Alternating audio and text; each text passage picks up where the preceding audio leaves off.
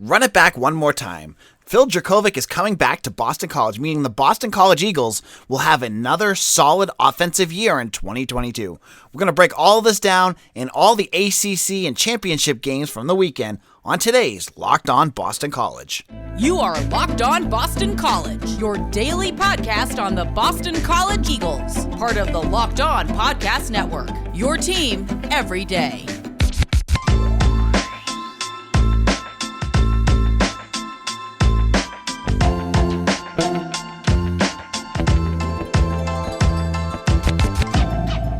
This is Locked On Boston College. AJ Black here.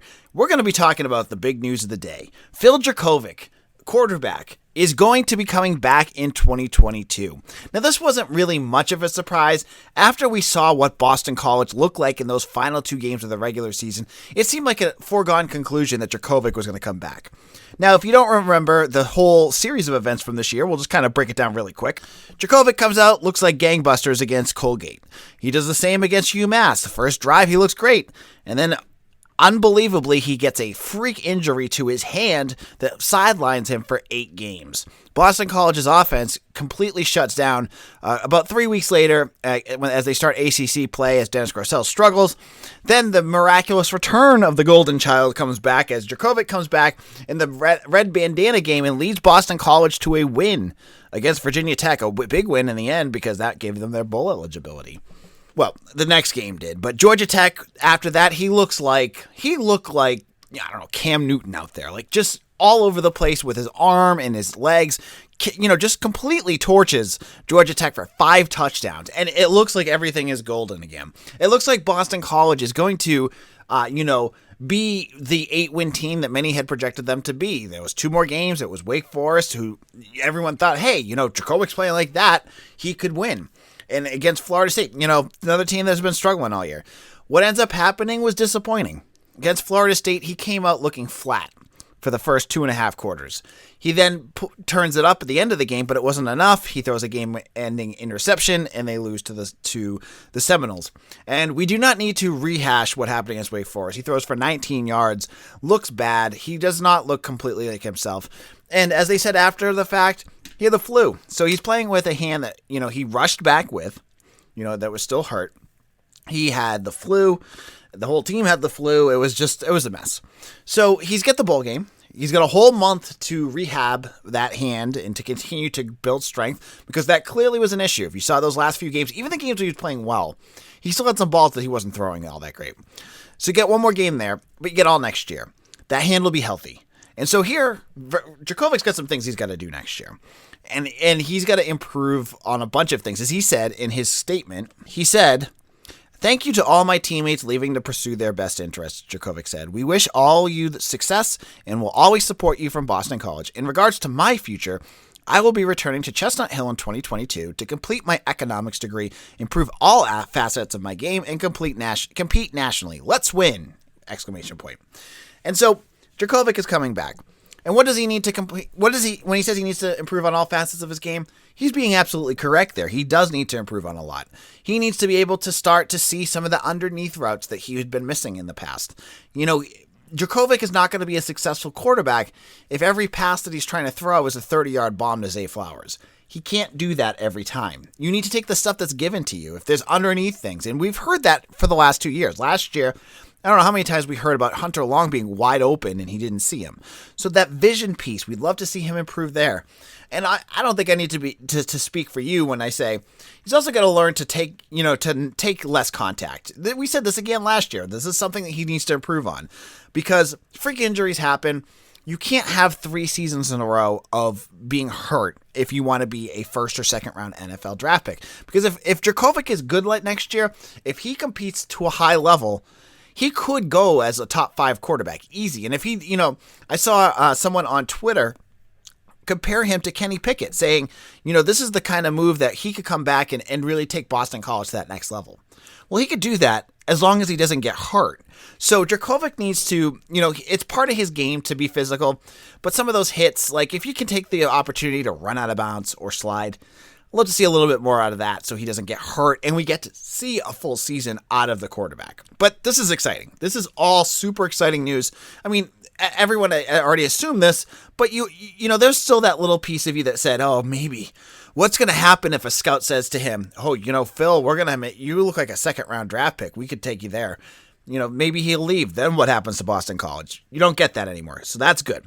Now with Jurkovec back into the fold, the biggest question is going to be his receiver, Zay Flowers, who many scouts have as a late second round draft pick right now. So he has the potential to make some good money. But if he goes back and he competes and he's a top 5 finalist in the Blitnikoff and he plays really well with Jurkovec, which he shows he can do even when Jurkovec was playing at 50%.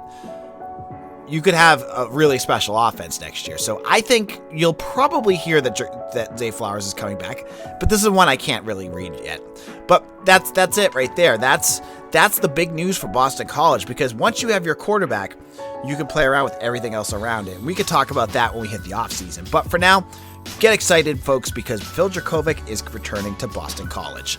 Next, we're going to look at all the coaching changes from around the country and some of the coaching changes that had impacts on Boston College. We'll talk all about that with Mitch Wolfe.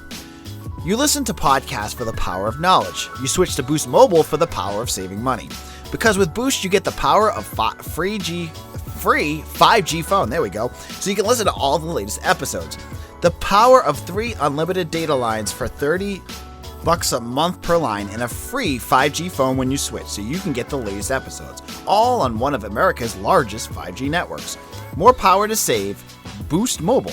Disclaimer: free phone limited to new customers and 1 per line. Additional restrictions apply. Offers coverage not available everywhere for all phones and networks. See Boost Mobile for details. All right, college football fanatics, have you heard about PrizePicks? PrizePicks is a daily fantasy made easy. I love this, and I know you will too. PrizePicks is a leader in college sports daily fantasy. PrizePicks offers more college football props than anyone in the world and offers all the star powers of the Power 5 as well as mid-major players you might not have even heard of. PrizePicks offers any prop you could think of, from yardage to touchdowns and even interception throws. They have all the sports. You name it, they have it. That's why I love PrizePicks. It goes as far as your imagination can go. Now, when you sign up for PrizePicks today, use promo code LOCKEDON, and they're going to give you a 100% instant deposit match up to $100. That's a lot of money to play with, and it's a lot of fun to win. You pick 2 to 5 players and over and under on their projections, and you can win up to 10 times on any entry, and it's just you versus the projected number. PrizePicks allows mixed sport entries. You could take the over on LeBron, combined with the under on Patrick Mahomes in the same entry. Use the award-winning app on both the App Store and Google Play. Entries can be made in 60 seconds or less. It's that easy. PrizePicks is safe and offers fast withdrawals. Don't hesitate. Check out PrizePicks.com and use promo code LOCKEDON, or go to your App Store and download the app today. PrizePicks is daily fantasy made easy. This is Locked On Boston College. AJ Black here. We are joined by Mitch Wolfe, and we're going to talk a lot today about various things that happen in college football. It was one of the biggest college football weekends of the year. It's one of my favorites. It's championship weekend, and there is a ton of coaching news. And I want to jump into that first, because the Mighty might have taken a mighty blow, as Clemson might have lost, and we'll get into it. Their AD, their offensive coordinator, Tony Elliott, is rumored to be in talks with Duke and UVA. And Brent Venables is already been announced by many of the big names to be the next head coach of Oklahoma. Mitch, what does this all mean for Clemson? This is not good. For the Clemson Tigers, because a lot of people, would say that, at least I would kind of agree with this, that Dabo has kind of been able to ride off the success of his coordinators, and I think you make that argument, especially on offense these last few years. You saw how successful the offense was with guys like Chad Morris and Jeff Scott. But now they've gone, it's Tony Elliott, and the offense really fell apart, especially once they lost their, generational quarterback. And a lot of their successes come from the success of that defense. And, with Venables, a lot of people, this is a big shakeup move, because, Venables has been courted for jobs before, but Clemson pays him extremely well to keep him there. And he's kind of like, listen, I like being a DC. I don't have to have this, big role, but, he's from kind of that Oklahoma Stoops tree, bringing him back to Oklahoma, where he's going to be kind of taking over that program as they move to the SEC. So, that's a huge hit for Clemson, because, a big reason why they were even able to get to 9-3 this season in a down year was because of how well their defense played. And, with Venables leaving, I assume he's going to take some of the defensive assistants with him. with Tony Elliott, who was a maligned offense coordinator, but could be getting some consideration for jobs. It could just kind of be Dabo left to his own devices, and he might actually have to do the job of a head coach, which involves coaching on the field, game planning, not well, I won't slander him too much, but not just focusing on certain aspects of recruiting. I think this is a risky move for Oklahoma. Like, Oklahoma is one of the, I thought one of the top jobs in the country until, Lincoln Riley just took off and went to USC. But, they're going to be in the SEC. They're, one of the bigger, more historic programs, obviously. To take a risk on a guy like Venables, who hasn't been a head coach and is getting up there. I don't want to say get up there in age, but he's not like a spring chicken. It seems like a bit of a risk. I don't know. I think you'd argue that, taking a risk on Lincoln Riley when Bob Stoops retired was the bigger risk because, he was a, 35 or something year old guy with no head coaching experience, not that much offensive coordinating experience. And they kind of just were like, all right, this is Stoops' guy. We're going to go with him. And Venables has been around some great head coaches like, Dabo, like Bob Stoops. He knows the program very well, as they make this big move. And I think it's going to be fine. I think I like that they're going with a defensive head coach, and then, they can kind of, that's the good thing about the Big 12 area is that you can always find, offensive geniuses. They're pretty much. They're going to get Jeff. It's rumored to get Jeff Getty, I think his name is. Oh yeah, that's right. Yeah, the guy from Ole Miss. Yeah. From Ole Miss. That's a great hire to get to be your OC. So yeah, you can kind of cycle in those OCs. It's a little easier than on defense, And I think there was a lot of talk about Oklahoma kind of taking a next step this year on defense. They really didn't, but I think with bringing in a guy like Venables, they could kind of establish themselves as a solid defensive team. And in the SEC, as opposed to Big 12, you need to be able to do that to be able to win games. So I do like this hire a lot. I think it's a big blow for Clemson, especially given that they're also going to lose their offensive coordinator and possibly even losing their athletic director. Yeah, this is big news for the ACC. Like, for a team like Boston College that has to play them every year, to get Venables out of there with, as you said, a healthy Jurkovec, this is big because you're going to have to see what Dabo can do on his own. And it took Venables to get Clemson over that edge. So it's going to be interesting to see what there is. But now they're not the only team that could be in really rough shape. Miami, it's like a soap opera what's going on down there because they're rumored to be bringing in Mario Cristobal, but you have Manny Diaz out recruiting for the Hurricane while Mario Cristobal is apparently going to be the coach, but he hasn't accepted the job yet. But they're still keeping Manny Diaz. They also might be hiring Clemson's AD. What is going on? Yeah, I think the Clemson AD thing is that's a little more set in stone, but the coaching thing is wild because there's been a lot of talk about, there's this meeting that's supposedly happening with Mario Cristobal at Oregon. He played for Miami back in the day. Like, he's always been connected to this job. Is he going to leave Oregon because they haven't really been able to take that next step? They haven't made the playoff. They've gotten trounced by Utah twice this year. So, is he going to come home to Miami? Man, it's very strange. I think I saw a tweet from kind of one of the popular college football, in that kind of comedic college football universe, is saying I tried this move once at prom and it didn't really work out well in terms of talking to one coach while having one in hand. I really don't know. I think Cristobal would be a great hire. I think Diaz is a solid coach. I'm not sure. I think, he had a great year in 2020. They just, kind of had some injuries and he did kind of turn it around this year once they put the young players in. But Miami apparently has been really struggling on the recruiting trail, and which is, a pretty big red flag considering you're in Miami and that's one of the biggest recruiting hotbeds in the country. You should be dominating that area. So, you bring in a guy like Cristobal, who's been an extremely successful recruiter at Oregon, that's been kind of his hallmark. So, yeah, I really, as of right now, I don't really know what's going on there. I think either avenue they go with could be successful, but I'm really not sure what they're going to do, honestly. Yeah, there's so many different.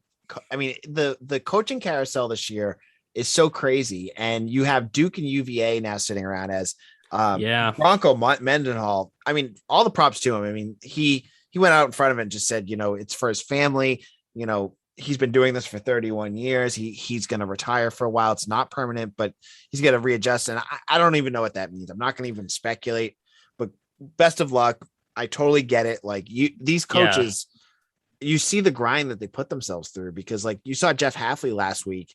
He was in, like you could watch it on Twitter. He was in Florida and Georgia all in one day, and then he's off to some other place. And it takes a toll on a family life. But now these two programs are looking for coaches. Who the heck knows who they're going to hire? Any thoughts on that one?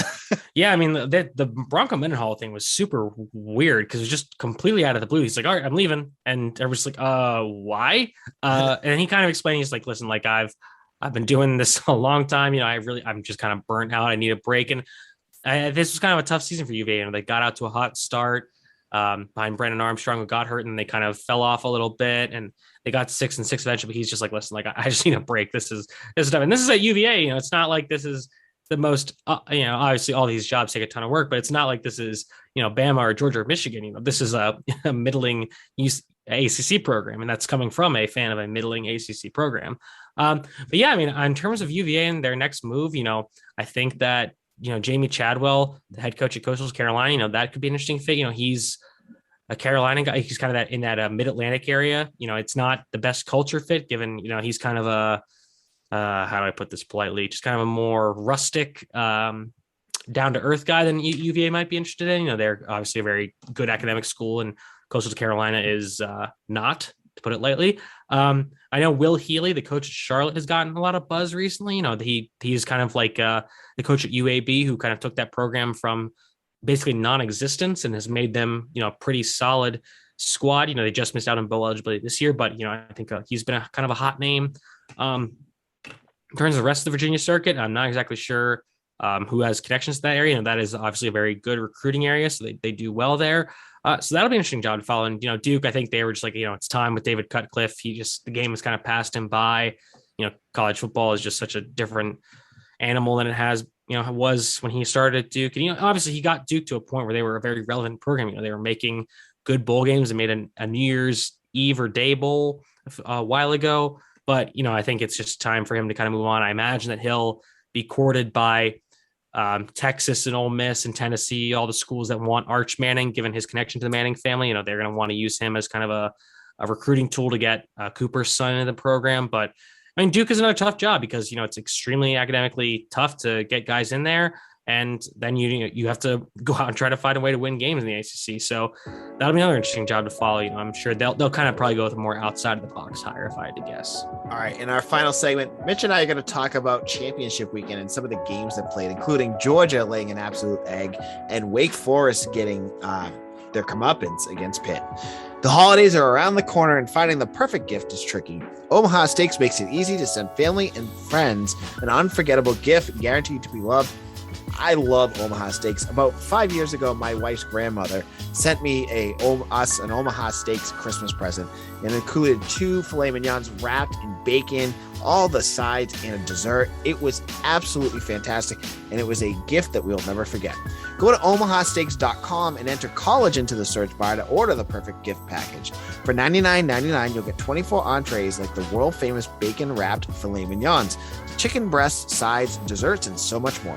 When you use code COLLEGE, you also get an additional 8 Omaha Steak burgers free with your order. We've all heard the reports about shortages and shipping delays, so don't wait. Order the perfect gift package at omahasteaks.com, and you'll get 8 free burgers when you enter the code COLLEGE. Achieve gifting greatness with Omaha Steaks. Incredible flavor, incredible value, and 100% guaranteed. omahasteaks.com, keyword college. This is Locked On Boston College. AJ Black. I am the editor and publisher of bcbulletin.com. Make sure to check out our work. Mitch is here with me, and we both are our writers. You want to check out our work at bcbulletin.com. Now, Mitch and I we just talked about all the coaching changes. That was still the chaos and all the things that are going on along with that. Still hasn't hit Boston College, but doesn't sound like it will be. But this weekend was also championship weekend, and there was a mix of games. There was the incredible, which was Oklahoma losing to Baylor by Oklahoma State, excuse me, by about an inch. Mm-hmm. Or about, I'm being a little facetious. But no, you're not. But of a foot and a half, about an inch. What an incredible ending. It reminded me of the St. Louis Rams ending against the Tennessee Titans. There was that game to the absolutely pitiful, which was Anthony Brown against Utah. Oh man, that was bad. and everything in between. Mitch, what were some of your takeaways from championship weekend?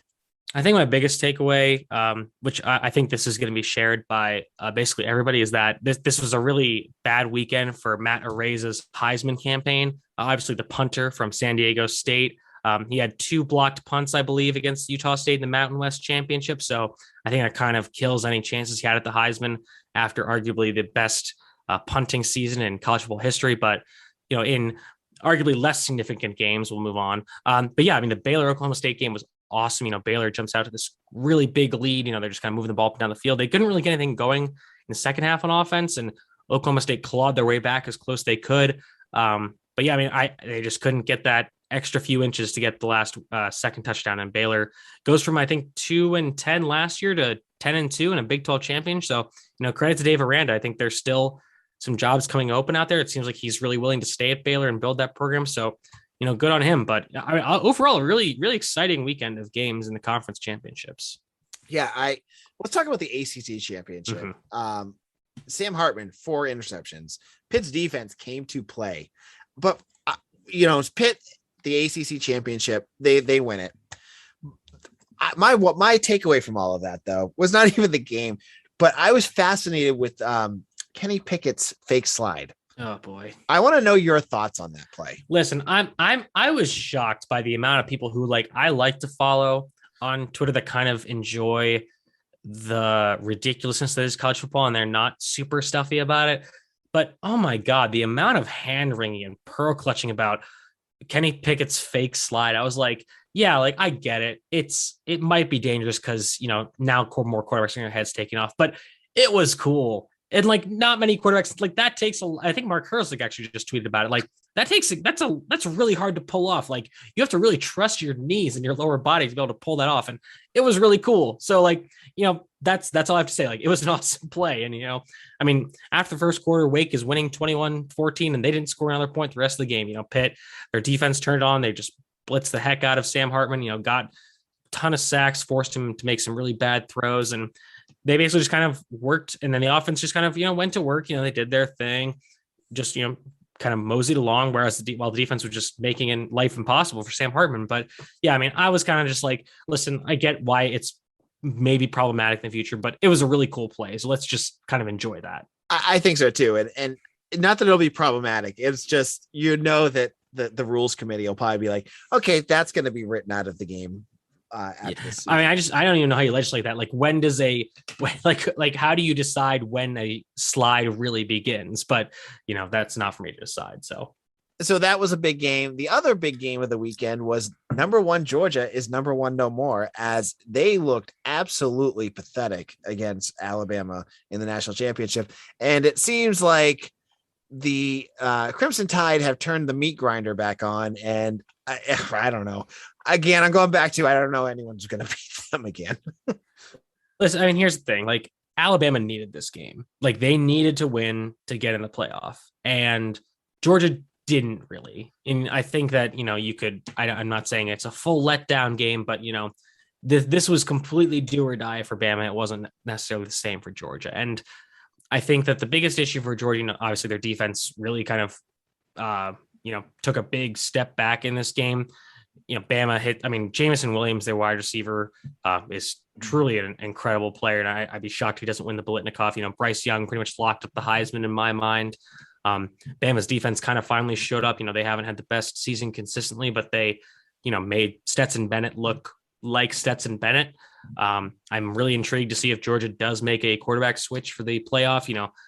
Stetson Bennett can win you those SEC games when your defense is playing well, but if they're not, he's not the kind of quarterback that can keep you in these games and lead you back from behind. So, they might finally make that switch to JT Daniels. They could put in Brock Vandegrift, or I think Carson Beck is their other, one of their highly touted freshmen. But I mean, at some point, you do just have to put in the guys that are, very highly rated recruits, as opposed to some guy who was a, walk on that's going to be selling cars in a few years. The Georgia, I joked with watching it with my wife that she's like, he's a walk on. I'm like, yeah, he's kind of like a little upgraded version of Dennis Purcell. He led Georgia to an undefeated season. I know. It's just how does this happen? But yeah, But my 2 thoughts of watching that, I was very high on Jordan Davis watch up into this game, but there were certain plays that kept showing, and he was just like standing there and barely moving. And I'm like, yeah, see, this is the issue with Jordan Davis, is that he is a dominant player. The problem is that he is not just the most natural pass rusher, partially on account of his size. And when you are down by that much, you need to be a player that can create pass rush by yourself. And he just, it is weird. Like, he just doesn't have that as part of his like best. It's not part of like his great skill set, which is frustrating. So like, he's just not the kind of guy that's going to win you pass rushing reps one-on-one, especially when, Georgia in the early part of the game, they were trying to win with a lot of stunts and twists, kind of playing games on the defensive line. And Bama's offensive line did a great job of countering that. And, at some point you kind of just need to win your one-on-ones, and Georgia really wasn't able to do that this week, which was kind of the outlier for them based on this season. But I still think we're going to get a rematch probably in the national title game. I do like both these playoff matchups. I'll say that, I think Bama, I think Cincinnati will match up with Bama well. I think that is a good staff. They've got a lot of really good players. I think that the matchup to watch is Cincinnati's cornerback Sauce Gardner against Jamison Williams. That'll be really interesting. I do think, though, Bama with a month to prepare for a game, you have to give them the edge. So they'll probably win that. I think Georgia, Michigan is, again, really interesting. Michigan's defense is playing super well. They're able to get a lot of pressure on the quarterback with Aiden Hutchinson and David Ojabo. It'll be interesting to see Michigan's offense versus Georgia's defense. Georgia's defense had a really bad showing. They're going to want to get back to the way they were playing for the whole season. Michigan's offense is pretty good, but, I could see a world where Georgia defense kind of steps up and be like, all right, no, we're going to take over this game and, prevent that offense from doing anything. So this is going to be a really fun playoff. I'm really excited. I ended up staying up watching parts of Iowa and Michigan. And once Iowa went down, it was over. Once Iowa went down like 14-3, I was like, okay, I'm done with this game, because there's no way Iowa's offense. If we joke about Adazio being in the Stone Age, they're like 2 steps in front of that. Yeah, Iowa's offense is punt you to death. Oh my God, they were painful. Here's the thing: like, it worked against Penn State earlier in the season when Penn State had to put in their backup, and they literally won because they just kept pushing Penn State further and further back with their punting. But against a team like Michigan, it just doesn't work that way. All right, so Mitch, we got to head out. Where can people find you on social media? You can find me at Mitchell T. Wolfe, WOLFE, on Twitter. And like I said on the yesterday's episode, we'll be posting all of our content previewing BC's Military Bowl matchup against ECU. We'll be posting my scouting previews for the BC players that are going in the 2022 NFL draft. And this is a very exciting season of football content. Yes, and I am AJ Black. We will be back again tomorrow. We do this every day. We'll be talking all about football and any news that's breaking. There's no basketball game until Saturday, so we get some time off. But we will be talking about everything in between. So thank you all for listening. We'll be back again soon. Follow me on Twitter at AJBlack_BC, and we'll talk to you again on Wednesday. Thank you all, and we'll see you again.